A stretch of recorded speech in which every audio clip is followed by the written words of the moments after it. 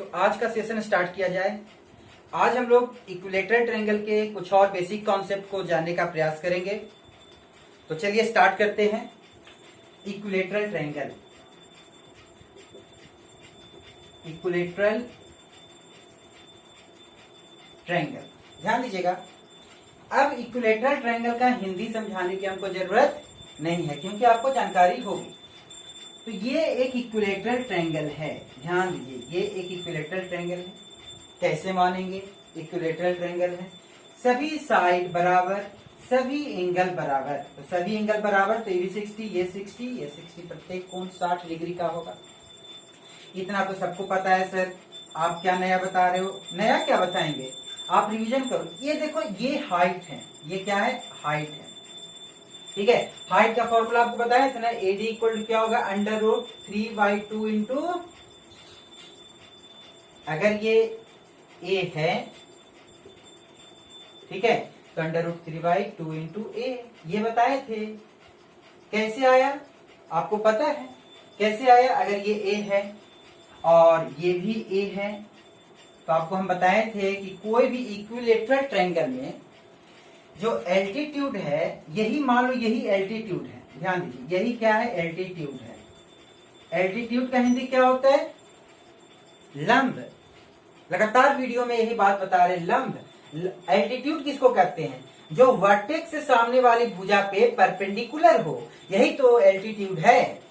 और यही लाइन आपका मीडियन भी कहलाएगा, माध्यिका कहलाएगा, ठीक है।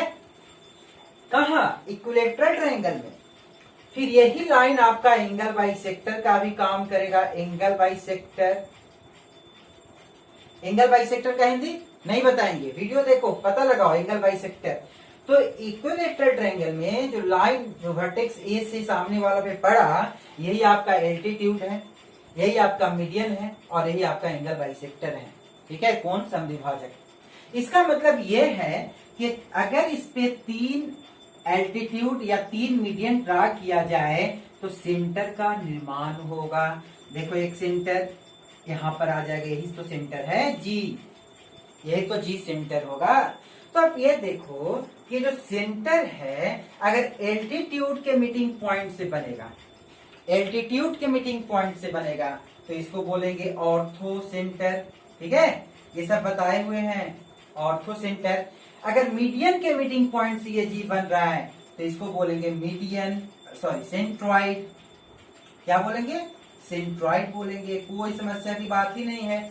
और अगर एंगल बाइसेक्टर के मीटिंग पॉइंट से बन रहा है तो इसको बोलेंगे, क्या बोलेंगे? इन सेंटर, ठीक है, इन सेंटर। और इसमें एक बात और, अगर परपेंडिकुलर साइड बाइसेक्टर आ रहा है, मान लो ये परपेंडिकुलर साइड बाइसेक्टर का मीटिंग पॉइंट है, ठीक है, परपेंडिकुलर साइड बाइसेक्टर का मीटिंग पॉइंट है, तो इसको बोलेंगे सर्कम सेंटर, ठीक है। क्या बोलेंगे? Circum centre. तो इसका मतलब ये है, कंक्लूजन यही है कि एक इक्विलेटरल ट्रायंगल में जो परपेंडिकुलर होता है, मतलब एल्टीट्यूड है, मीडियन है, एंगल बाइसेक्टर है, एक ही लाइन है, इसका मतलब उसका मीटिंग पॉइंट भी एक होगा। इसका मतलब सेंट्रॉइड, इन सेंटर, सर्कम सेंटर एक ही पॉइंट पे लाई करेगा। क्लियर है? इतनी सी बात आपको समझ में आ गया होगा। देखो यार थोड़ा सा, तो अब हम लोग इक्विलेटरल ट्रायंगल का ये बेसिक नॉलेज गेन करने के बाद कुछ और जानकारी प्राप्त करने की कोशिश करेंगे। मान लीजिए कि अगर ये आपके पास एक इक्विलेटरल ट्रायंगल है, ध्यान दीजिएगा, ये आपके पास एक इक्विलेटरल ट्रायंगल है, ठीक है, तो इसके अंदर एक सर्कल है, इसका भी रेडियस होगा, और इसका बाहर भी एक सर्किल है, इसका भी रेडियस होगा। पिछले वीडियो में मैं आपको बताया था कि इसका अगर बड़े वाले सर्कल की बात करें, ये रेडियस की बात की जाए, ये रेडियस की बात की जाए, ठीक है, ये ध्यान दो, तो ये रेडियस जो सर्कम रेडियस कहलाएगा, ठीक है। और सर्कम रेडियस का हम फॉर्मूला आपको बताए थे कि सर्कम रेडियस मतलब परित्रिज्या का फॉर्मूला क्या होगा इक्विलेटरल ट्रायंगल में, तो बताए थे कि सर a/√3 होगा। क्लियर है?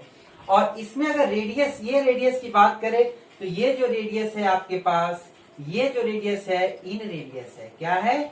इन रेडियस, मतलब अंतः त्रिज्या, और इसका फॉर्मूला a/2√3। और ये सब सर हम डिस्कस किए थे, डिस्क्राइब करके, ठीक है। हवा में बात नहीं हो रहा है। आप अगर रिवीजन करोगे तो सब कुछ ठीक होगा। तो इक्विलेटरल ट्रायंगल में सर्कम रेडियस और इन रेडियस का फॉर्मूला आपको पता है, एकदम कंठाग्र याद रखिएगा आप। एक सर्कम रेडियस का फॉर्मूला a/√3 होता है। ए क्या है? Side of the equilateral triangle. और इन रेडियस का फॉर्मूला क्या होता है? a/2√3। बात समझ पाए? देखो आगे, अगर डायरेक्ट एक क्वेश्चन पूछता है, सर्कम रेडियस का हम कैपिटल आर से इंडिकेट करेंगे और इन रेडियस को हम छोटे वाले बाबू वाला आर से इंडिकेट करेंगे। अगर क्वेश्चन डायरेक्ट पूछते कि बताइए r/r मतलब सर्कम रेडियस और इन रेडियस का रेशियो क्या होगा, तो कुछ टेंशन की बात नहीं है, a/√3 यहाँ पे लिखेंगे, ठीक है। और इसका वैल्यू है a/2√3। बात समझ पा रहे हो? कोई दिक्कत वाली बात नहीं है। ये टफ सा कैलकुलेशन, a से a कैंसिल कर देंगे, √3 से √3 कैंसिल होगा, देखो 2:1 आ गया। इसका ये भी याद रखिए, डायरेक्ट पूछेगा कि बताओ तो भाई इक्विलेटरल ट्रायंगल में इन रेडियस और सर्कम रेडियस का रेशियो क्या होगा, तो आप बोल देगा 1:2। अगर सर्कम रेडियस इन रेडियस का अनुपात पूछ दे तो 2:1। इसका मतलब ये है कि ये रेडियस 2 है और ये रेडियस आपका 1 है। यही तो बात हुआ। अगर बोल दे कि बताइए ये सर्किल जो बड़ा वाला सर्किल है और ये जो छोटा वाला सर्किल है वो दोनों का एरिया का रेशियो क्या हो जाएगा, तो देखो रेडियस है 2 तो एरिया हो जाएगा 4, रेडियस है 1 तो एरिया हो जाएगा 1। इसका मतलब इसमें डायरेक्ट पूछ देगा कि एरिया का रेशियो क्या होगा, तो 4:1, रेडियस का रेशियो क्या हो जाएगा, तो 2:1। बात समझ पाए? तो इतनी जानकारी के बाद कुछ और हम लोग जानने का प्रयास करेंगे। तो अब आपके पास एक क्वेश्चन है, क्वेश्चन नंबर फर्स्ट समझ लीजिए। क्वेश्चन ये है कि area of equilateral triangle is 64√3.8 perimeter. इसका मतलब कि कोई समबाहु त्रिभुज है, उसका एरिया 64√3 है, तो उसका पेरीमीटर बताना है आपको। आप वीडियो को पॉज कीजिए, क्वेश्चन बनाने का कोशिश कीजिए, नहीं तो मेरा सॉल्यूशन देखिए। सबसे पहले जो इसका बच्चे बनाएंगे, ज्यादातर बच्चे कोशिश किए होंगे, कुछ इस प्रकार से कोशिश किए होंगे, ये इक्विलेटरल ट्रायंगल है, इसका एरिया होता है √3/4 × a²। ये फॉर्मूला होता है, ये एरिया का फॉर्मूला होता है। और एक्चुअली में क्वेश्चन एरिया का क्या है, एरिया का फॉर्मूला √3/4 × a²। और क्वेश्चन में एरिया कितना है, 64 × √3, तो 64 × √3। तो देखो तुलना बराबर वालों के साथ कर दिए। एरिया अगर एलएचएस में लिखेंगे ना तो आरएचएस में भी आपको एरिया ही लिखना पड़ेगा। अगर एरिया एलएचएस में आप इक्विलेटरल ट्रायंगल का लिख रहे हो तो आरएचएस में भी इक्विलेटरल ट्रायंगल का ही एरिया लिखना पड़ेगा। ये नहीं कि इधर एरिया लिख देना इक्विलेटरल ट्रायंगल का और इधर लिख देना रेक्टेंगल के, तो यूरेनियम 235 हट जाएगा। तो आप देखो √3 से √3 कैंसिल हो गया, a² का वैल्यू कितना आ गया, 64 × 4। समझ पा रहे हो? 64 × 4, तो a का वैल्यू क्या आ जाएगा, देख लो। इसका 8 है, इसका 2, तो कितना हो गया, 16। तो इसका मतलब ये हुआ कि इक्विलेटरल ट्रायंगल का साइड 16 है। अगर इसका भी साइड 16 है और इसका भी साइड 16 है तो इसका पेरीमीटर क्या हो गया, 48। आप बना के खुश हो गए होगे, सोचे होगे कि सर इतना आसान सा क्वेश्चन दे दिए थे। अगर तुम इस क्वेश्चन का अप्रोच इस प्रकार से लेते हो ना तो रिजल्ट होने में अभी देरी है, वेट करो, ठीक है, अभी वेट करो। इसका रिजल्ट ऐसे होगा ही नहीं, इसको क्वेश्चन को ऐसे अप्रोच लेना ही नहीं था। तो आप सोचोगे कि सर इसका अप्रोच कैसे लिया जाए, इसका अप्रोच कैसे लिया जाए। तो मेरा वीडियो देखोगे तो अप्रोच आसानी से समझ में आएगा। मैं आपको पिछले वीडियो में बताया था, पिछल का वीडियो अगर आप देखे होगे तो मैं आपको बताया था कि समबाहु त्रिभुज जो होता है, दो समबाहु त्रिभुज हमेशा ऑलवेज सिमिलर होते हैं, ठीक है, हमेशा सिमिलर होते हैं। देखो एक इक्विलेटरल ट्रायंगल ये है और एक इक्विलेटरल ट्रायंगल आपका ये है, दिख रहा है, कोई दिख रहा है ना, कोई दिक्कत नहीं है। हम आपको सिंपल से बताए थे कि अगर इसका 2 साइड लेते हैं तो इसका एरिया कितना होता है, √3, और ये √3 और जो ओरिजिनल में दिया गया वो कितना है, 64√3। आपको एक बात की जानकारी होगा कि स्क्वायर में बढ़ता है, ये जो एरिया है स्क्वायर में बढ़ता है, इसका मतलब ये है कि 8 गुना हुआ होगा, 8 गुना हुआ होगा। देख लो ना, अगर 8 का स्क्वायर 64 √3, इसका मतलब ये है कि ये 8 गुना बढ़ा तब ना 64 हुआ, कोई दिक्कत वाली बात है नहीं। इसका मतलब आप ये देख रहे होगे कि हर एक चीज 8 गुना बढ़ेगा। आप देख लो, एरिया अगर 8 के गुना में बढ़ा है तो हम आपको बताए थे कि साइड भी 8 के गुना में बढ़ जाएगा, मतलब उसी मल्टीपल में एल्टीट्यूड भी बढ़ेगा, पेरीमीटर भी बढ़ेगा, सब कुछ बढ़ेगा। इसका मतलब साइड 2 था तो 2 के लिए एरिया √3 है और 8 गुना सब कुछ बढ़ेगा तो 2 था तो ये कितना हो जाएगा आप देख लो, 8 दूनी 16 हो जाएगा कि नहीं हो जाएगा? 16 हो गया तो ये भी 16 हो गया और ये भी 16 हो गया तो कितना हो गया 48। बताओ ये ना ज्यादा अच्छा अप्रोच रहा।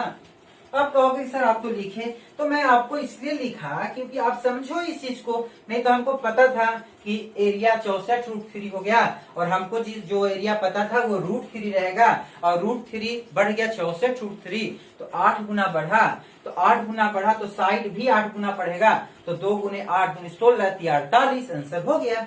अब हम लोग दूसरा क्वेश्चन की ओर बढ़ रहे हैं। तो आपके पास फिर से नेक्स्ट क्वेश्चन है कि the area of 2 similar triangle ABC और PQR are 25 centimetre square and 49 centimetre square respectively, if QR equal to 9.8 centimetre find BC।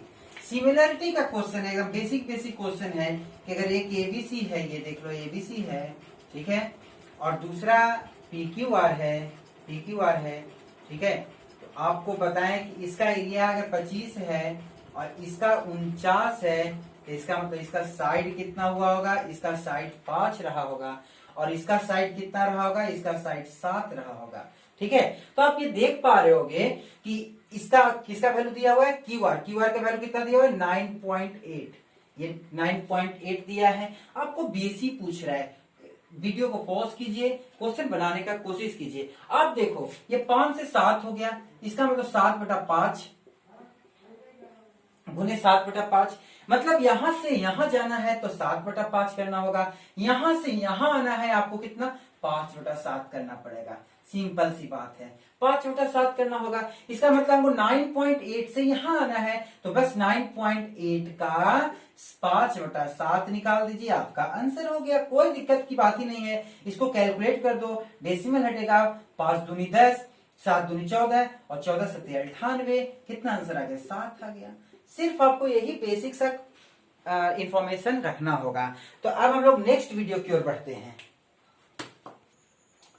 तो क्वेश्चन आपके सामने है कि from a point in the interior of an equilateral triangle perpendicular are drawn on the 3 sides, the length of the perpendicular are 14, 10 and 6 centimetre, find the area of triangle.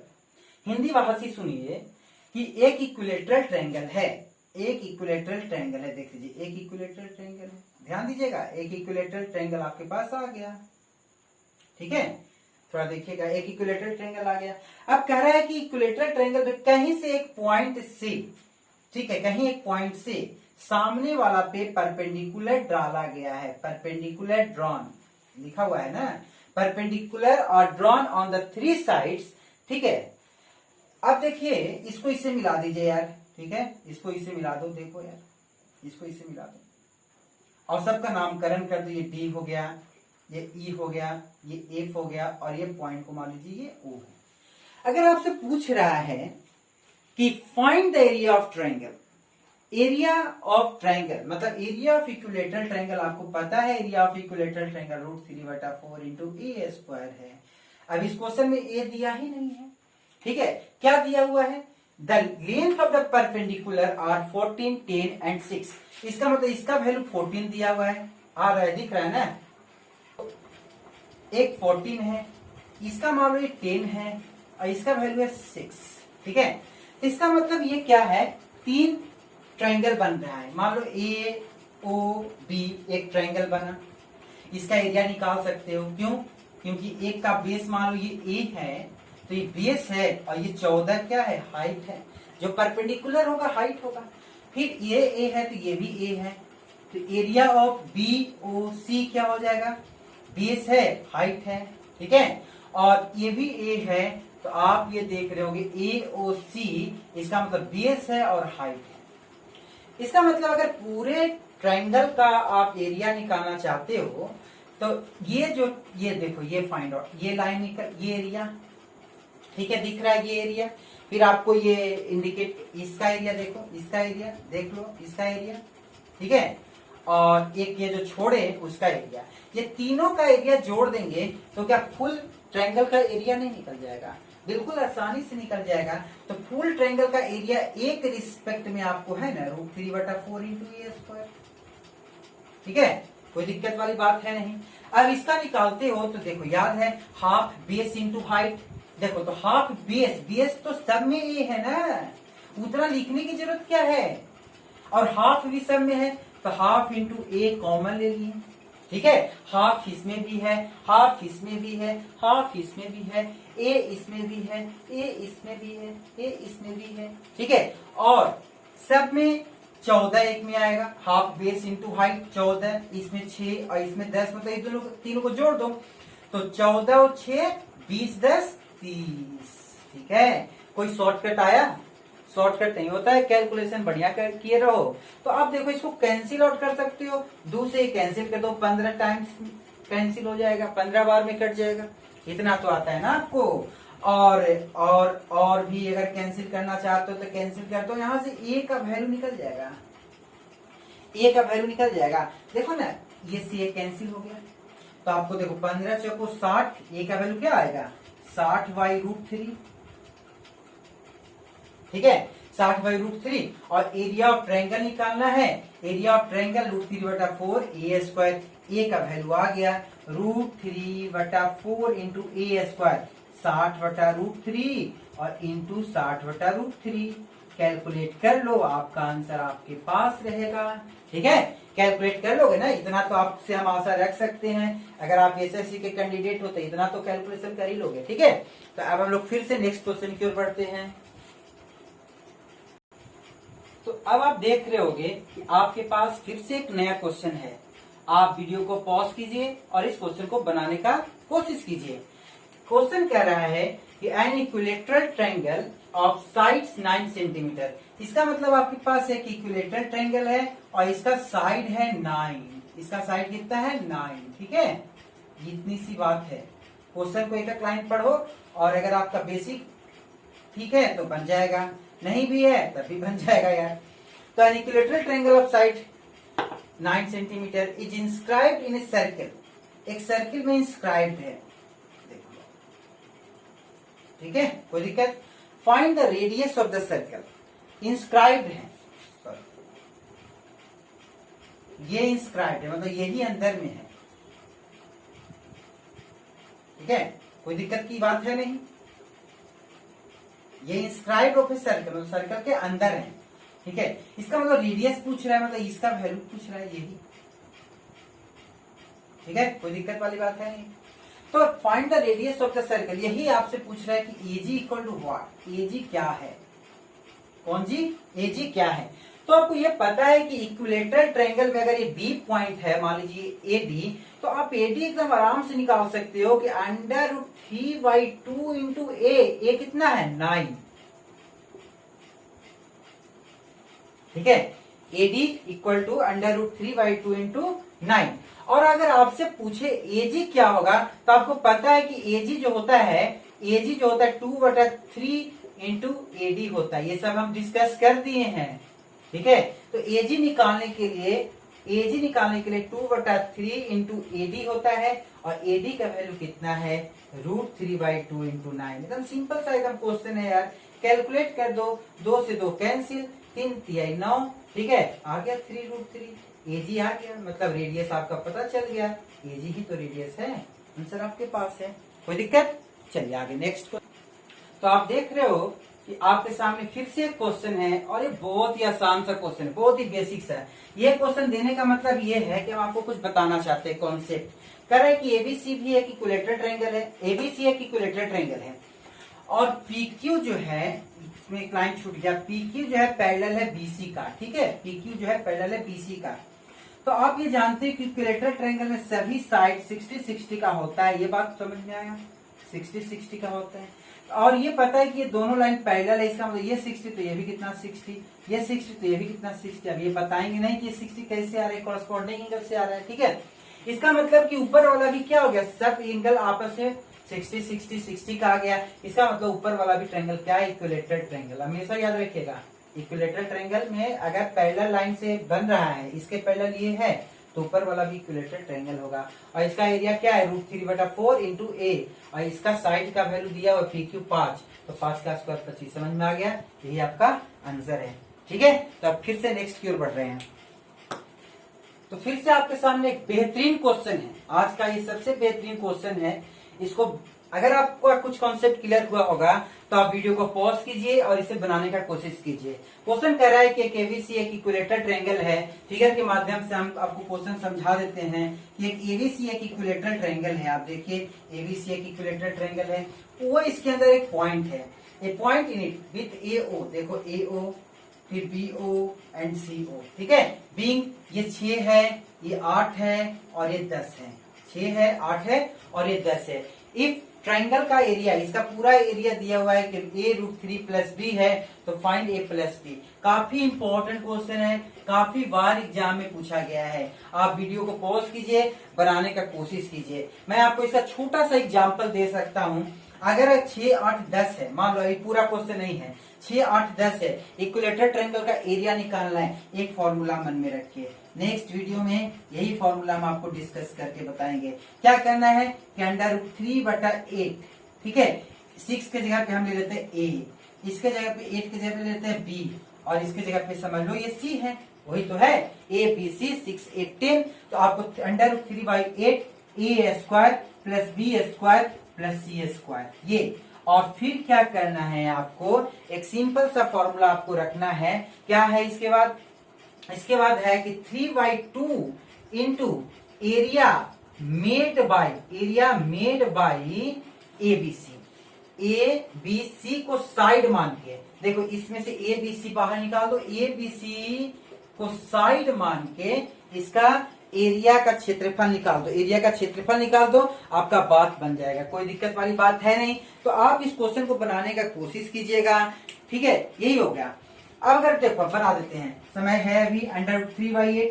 अब क्या है, A² + B² C² जगह पे 6 का square 36, 8 का square 64, 64 36 100 और 10 का square 100, तो 200 क्या हो, 200 और plus 3/2 into area made by ABC, मतलब 6, 8, 10 को साइड मान के एरिया ऑफ ट्रायंगल निकालना है। तो आपको पता है 6, 8, 10 जो है ट्रिपलेट बनाते हैं, और ट्रिपलेट में हाफ बेस इंटू हाइट, 2 तिहाई 6, 8 तिहाई 24। ठीक है, कैंसिल कर दो, 12 बार में कैंसिल हो गया, 12 तिहाई 36 हो गया, और ये 25 हो गया, तो ये 25√3, आप देख लो आ गया 25√3 + 36। ठीक है, इसी को कंपेयर कर दो A√3+B से, A√3+B से, क्योंकि ये भी तो एरिया ऑफ ट्रायंगल है। आप √3 से √3 कैंसिल हो गया, A का वैल्यू क्या आ गया, 25 आ गया, और B का वैल्यू क्या आ गया, 36 आ गया।